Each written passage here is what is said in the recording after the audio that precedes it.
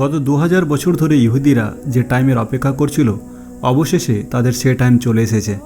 এখন আবারও তারা লাল বাছুর বা রেড হাইফার কোরবানি করবে। تطبيقا لخرافة دينية مقيتة مصممة للعدوان على مشاعر أمة كاملة.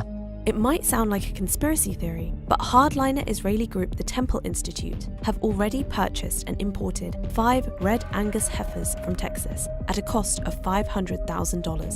They have been grazing in a kibbutz in the occupied West Bank since 2022, with reports that the sacrifice is planned to take place as early as April 2024. আমরা জানি যে ইহুদিদের টেম্পল অফ সলোমন, এই টেম্পলকে আগে 2 বার ধ্বংস করা হয়েছে।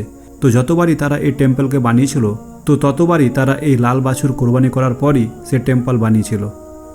দ্বিতীয়বার যখন এই টেম্পলকে ধ্বংস করা হয় তারপর থেকে ইহুদিরা তৃতীয়বারের মতো এই টেম্পল বানানোর অনেক চেষ্টা করছিল, কিন্তু সেটা তারা কিছুতেই করে উঠতে পারছিল না। কিন্তু রিসেন্টলি হামাস ইসরায়েলের যুদ্ধের পরই ইহুদিরা বুঝতে পারে যে এটাই তাদের কাছে সুবর্ণ সুযোগ। এখনই সেই সময় যে সময় তারা থার্ড টেম্পল তৈরি করতে পারবে, কারণ তারা ভালোভাবে বুঝে গেছে যে এখনকার মুসলিম তাদের কিছুই করতে পারবে না।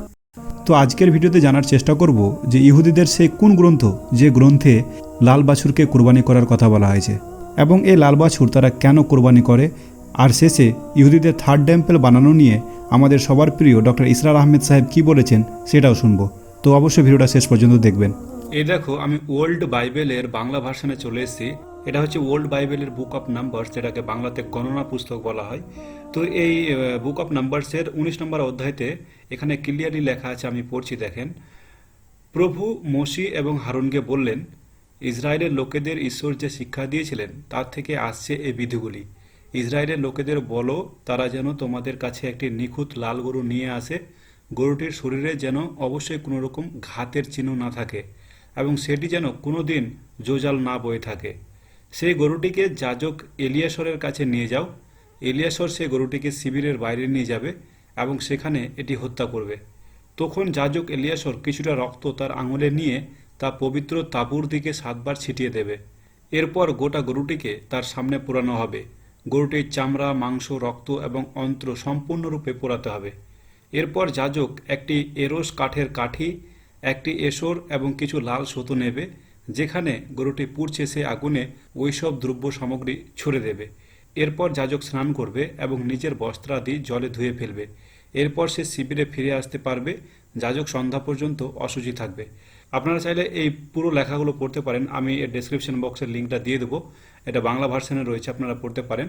क्या होगा जब मस्जिद अक्सा शहीद की जाएगी, जब थर्ड टेम्पल की तामीर होगी?